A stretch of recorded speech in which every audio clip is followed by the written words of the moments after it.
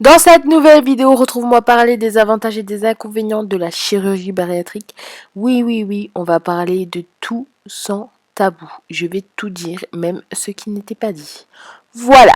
J'espère que vous allez bien. On se retrouve aujourd'hui pour une toute nouvelle vidéo. Aujourd'hui, on va parler des inconvénients et des avantages de la chirurgie bariatrique. Sachant que dans un an, post-op, je suis bientôt à 4 mois. Dans un an, je ferai une vidéo comparative avec celle que je vais vous poster maintenant. Vous allez la voir maintenant, mais je l'ai tournée hier. Et on va faire un récapitulatif si je trouve toujours que les avantages sont des avantages et des inconvénients des inconvénients. Donc voilà. Là, je suis presque à 4 mois post-op. J'ai été opérée le 3 juin 2020. Donc, c'est parti. On va parler des avantages en premier. Premier avantage. La perte de poids. Bah oui. Si on fait une chirurgie bariatrique, c'est pas pour faire beau. C'est pas pour écrire dans un dossier médical. J'ai fait une chirurgie bariatrique. Non. Que nenni. C'est pour perdre du poids. Ça, faut se l'avouer. La chirurgie bariatrique, c'est pour faire du poids. C'est pas pour faire beau. À part si vraiment tu as une maladie d'estomac. Et là, il y en a qui passent par le bypass. Mais, voilà, c'est pour perdre du poids. C'est pour perdre du poids rapidement ou lentement. Parce qu'il faut savoir que la chirurgie bariatrique, c'est unique. Chaque corps réagit d'une manière différente et il faut absolument pas se comparer, sinon tu en avanceras pas du tout, mais vraiment pas du tout. Moi, au début de l'opération, je me comparais, je pleurais. Ouais, je passe ma vie à pleurer. Je pleurais parce que je voyais les autres qui faisaient le bypass et en fait, je perdais pas pareil. Et ça me frustrait. Il faut pas faire ça. Faut surtout pas faire ça, d'accord? Deuxième avantage, tu bouges plus. Tu as plus d'énergie. Enfin, tout est relatif, hein. Tu bouges plus par rapport, je sais pas, à monter des escaliers, à vouloir sortir, à vouloir t'apprêter. Enfin, t'as vraiment envie de... En fait, t'es sur la lignée de la perte de poids et ça te donne envie de prendre soin de toi. Même si avant, tu prenais soin de toi. Ça te donne encore plus envie de prendre soin de toi. C'est vrai que là, j'ai mon fils. Je bouge plus avec mon fils. Je le ramène au parc, alors qu'avant, je le ramenais pas au parc. Voilà. Je suis essoufflée moins vite. Mais ça, c'est important. C'est très important. Avant, je montais 2 marches. J'avais l'impression que j'avais couru un marathon où j'ai fait le tour de la Terre. Mais là, c'est plus le cas. Je marche vite. Alors là, je disais tout le temps aux gens, s'il vous plaît, pourquoi vous marchez vite? Vous avez le feu au cul? Pourquoi vous marchez vite? Attendez-moi. Je leur disais toujours ça. Et du coup, maintenant, c'est eux qui me demandent d'attendre. La santé, c'est très important. On sait que la chirurgie bariatrique vise aussi à diminuer le diabète, voire supprimer le diabète, à diminuer les maladies cardiovasculaires. Et ça, c'est très important aussi. Ça, on peut pas c'est indéniable. Enfin, on peut pas le contester. Ça baisse toutes ces caractéristiques qui font que si on serait resté obèse, on serait mort d'une crise cardiaque ou autre, quoi. Il y a quoi aussi?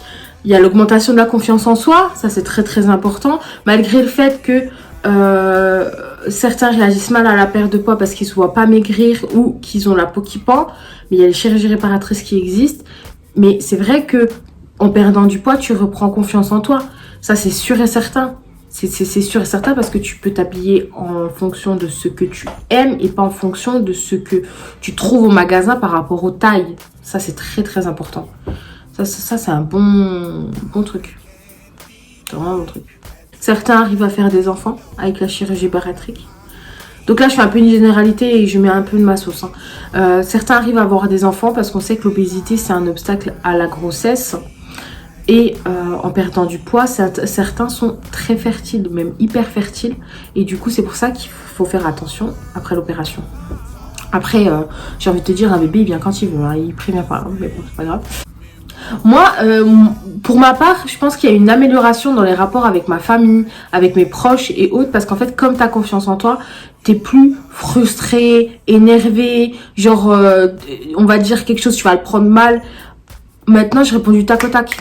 Tu m'aimes pas? Rien à foutre. Tu m'aimes pas? J'en ai rien à foutre. Casse-toi.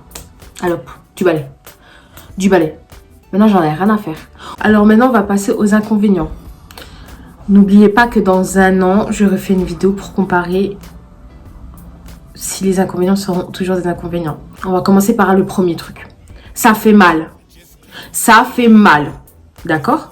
Ceux qui disent que ça fait pas mal, je sais pas d'où vous êtes sortis. Je crois que vous avez un antidouleur dans votre peau.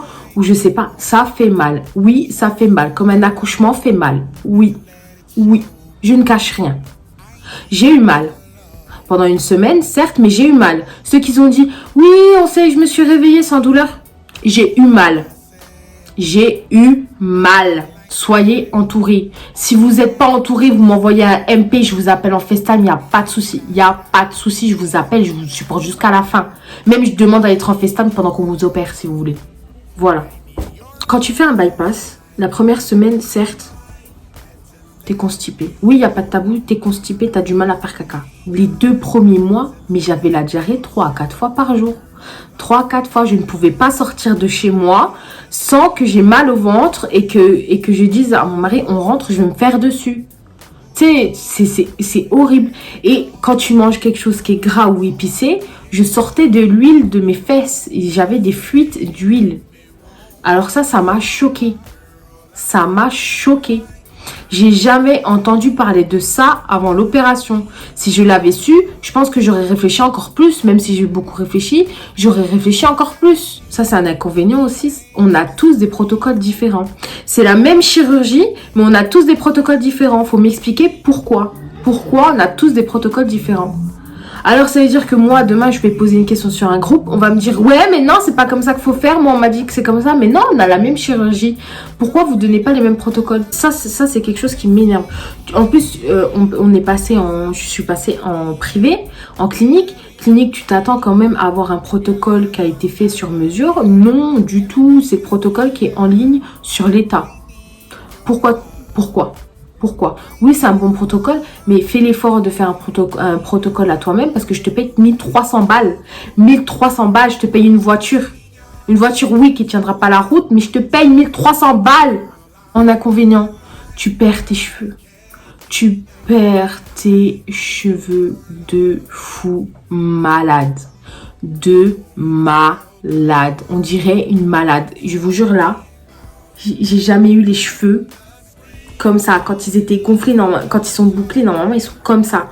Là, regarde ma queue de cheval. J'ai plus rien, j'ai plus de masse. En fait, j'ai plus de cheveux. Quand je passe mes mains dans la douche, ils tombent, mais par poignées. Quand je les coiffe, même s'ils sont démêlés, ça tombe partout. Pourtant, je prends les vitamines tous les jours, ça tombe. Un autre inconvénient, je suis fatiguée. Certes, tu reprends l'énergie, mais je suis fatiguée. Je pleure parce que je suis fatiguée. Est-ce que c'est normal? Et le pire de ça, le pire de tout, c'est quoi? C'est que je suis fatiguée, mais depuis l'opération, le sommeil a été complètement chamboulé. En vrai, j'ai envie de dormir, j'arrive pas à dormir. Je dors de minuit à 7h. 7h, je me lève pour ramener mon fils, pour préparer mon fils à l'école. Et même quand il est à l'école, j'arrive pas à me reposer. L'après-midi, je vais faire une sieste, je n'y arrive pas. Le sommeil est complètement perturbé avec l'opération, ça faut le savoir. C'est pour ça qu'il y a des personnes qui font des arrêts de 1 mois et qui sont obligées de le renouveler parce que techniquement, t'es pas prêt. Là, aujourd'hui, je sais pas si je suis capable de tenir un 35 heures. Je sais pas si je suis capable de tenir un 35 heures. Est-ce que c'est normal? Ça, personne n'en avait parlé avant l'opération. Pourquoi? Je ne sais pas. Mais personne n'en avait parlé avant l'opération. Que même si tu prends tes vitamines, mais t'es KO, mais pour un petit truc, tu vas être KO. T'as l'impression que t'as fourni un effort de malade. Je ne sais pas si ce sera le cas à 1 an post-op. Mais pour l'instant, je suis fatiguée. Je suis exténuée. Depuis l'opération, je me remets beaucoup en question. Je me dis, est-ce que j'ai bien fait de faire ça? Est-ce que j'ai bien fait de le faire? Putain, Chérine, t'as merdé. Vas-y, t'aurais pu le faire toute seule. Ouais, alors, mais c'est une remise en question perpétuelle. Parce que quand tu fais l'opération, t'as des trucs qui vont pas. T'as des hauts et des bas comme dans tout. Mais quand t'es en bas, tu te mets encore plus bas. Parce qu'en fait, tu te remets en question. Mais vous voyez ça? Je vous fais cette vidéo pour que vous sachiez vraiment quoi attendre de l'opération. Oui, il y en a qui vont bien réagir et tant mieux pour vous. Tant mieux pour vous si vous êtes bien dans votre vie, si vous êtes bien. Mais le souci, c'est que les choses mal, faut les dire aussi. Faut les dire, moi, avant l'opération, on m'a pas dit tout ça. Pourtant, j'ai fait des recherches. J'ai tout fait. On m'a pas dit ça. Un inconvénient, quand tu manges vite, quand tu manges trop, t'as mal entre les seins. On dirait t'as avalé une pomme de terre entière sans l'avoir mâchée. Le seul moyen, c'est vomir. Et tu vomis, c'est même pas du vomi normal, c'est de la mousse blanche. Tu vomis du blanc, je sais même pas d'où vient le blanc. Et ensuite, tu vomis l'aliment que t'as mangé. Et après, mais t'es KO. Mais t'es KO. Mais en fait, c'est toujours... Mais là, j'ai beaucoup d'inconvénients, mais je vous jure que c'est ce que je vis. C'est vraiment ce que je vis. Et j'ai pas envie de vous faire peur, j'ai pas envie... Faut vraiment prendre la globalité des avantages et des inconvénients pour se faire sa propre idée. En fait, comme t'es opéré, t'as vraiment un nouvel estomac. En vrai, c'est vrai. C'est un nouveau bébé. En fait, un aliment qui passe avant, il va pas passer après. Faut vraiment apprendre à le connaître et vraiment faire attention aux aliments que tu ingères. Moi, je pensais pas que le sucre n'allait plus passer. Par exemple, j'ai envie de me faire un plaisir, je vais avoir peur du chocolat. J'ai fait un gâteau au chocolat à la courgette. Mais mon Dieu, le goût, il a tellement changé. Les goûts que tu avais avant ne sont plus les mêmes aujourd'hui. Je vous jure, ça c'est vrai. Ça, c'est vrai. Au début de l'opération, t'es dégoûté de la nourriture. Et ça, faut que tu sois préparé. T'es vraiment dégoûté de la nourriture. En fait, tu manges par nécessité et non plus par plaisir. Tu vas manger par exemple, tu vas te faire, je sais pas, une purée avec de la viande. Tu vas le manger. Tu vas être calé, mais t'en auras plus envie. Ça veut dire ce que t'as cuisiné, tu pourras plus le voir parce que ça va te donner envie de vomir. Et ça a été pendant 1 mois et demi une galère parce qu'en fait, je mangeais quelque chose, ça me dégoûtait. Donc, j'avais plus d'idée de quoi manger, techniquement. Mais c'est vrai que ça c'est très compliqué. Après, l'inconvénient, c'est la peau qui pend. Ça, c'est sûr et certain. La peau qui pend, c'est quelque chose qui fait peur à tout le monde. Mais je suis désolée, c'est une case où on va presque tous passer. À part des cas où tu n'avais pas la peau élastique ou autre. Mais c'est vrai que la peau qui pend, tu vas y passer. Ne serait-ce que par les bras et les cuisses. Le ventre, certains arrivent à le raffermir, mais c'est vrai que le bras et les cuisses, même si tu les raffermis, tu auras quand même une peau qui pend. Après, libre à toi de faire l'opération ou pas, hein, attention. Hein, mais c'est vrai que ça, c'est chiant. Un inconvénient aussi, boire. Oh, comment ça me manque de boire pendant le repas. Ah, je vous jure, c'est vraiment compliqué. C'est vraiment compliqué de ne pas boire pendant un repas. Après, c'est un effort que tu fais pour l'opération. Mais c'est vrai que boire une bouteille d'eau comme ça, tu peux plus. Tu peux plus. Là, j'ai essayé hier, j'ai fait 4 gorgées. 4 gorgées, ça passe bien. Mais une bouteille, tu peux plus. Manger en même temps que boire, c'est plus possible. Et ça, franchement, ça me manque énormément. Et tu n'as plus le même goût de l'eau. Certains, après l'opération, sont dégoûtés de l'eau. Mais vraiment, ils sont vraiment dégoûtés de l'eau. Moi, au début de l'opération, il fallait que je bois de l'eau très très fraîche et avec du sirop 0%. Sinon, je ne buvais pas l'eau. Elle me dégoûtait, elle me donnait envie de vomir. Et ça, faut vraiment faire attention, la famille. Si vous pouvez boire de l'eau fraîche, c'est une astuce. Après l'opération, ça va vous faire tellement du bien. Je pense que j'ai assez dit d'inconvénients dans cette vidéo. Je ferai peut-être une deuxième partie sur les inconvénients. Au moins, vous savez tout. Vous n'allez pas me dire, oui, Charlotte, tu m'as pas dit. Non, non, non. Je t'ai dit que tu faisais caca de l'huile aussi. Je vais même jusqu'aux toilettes. Tu te rends compte? N'hésitez pas à commenter en disant vos avantages et vos inconvénients. Comme ça, je ferai une deuxième partie, il n'y a pas de souci. Mais j'espère que cette vidéo vous aura plu. J'espère qu'elle vous aura fait ouvrir les yeux sur l'opération. Fait comprendre que ce n'est pas une opération anodine, que c'est dangereux pour la santé et qu'il faut vraiment, vraiment mettre toutes les chances de son côté. Moi, je vous fais de très gros bisous à la famille. Et on se donne rendez-vous dans une prochaine vidéo.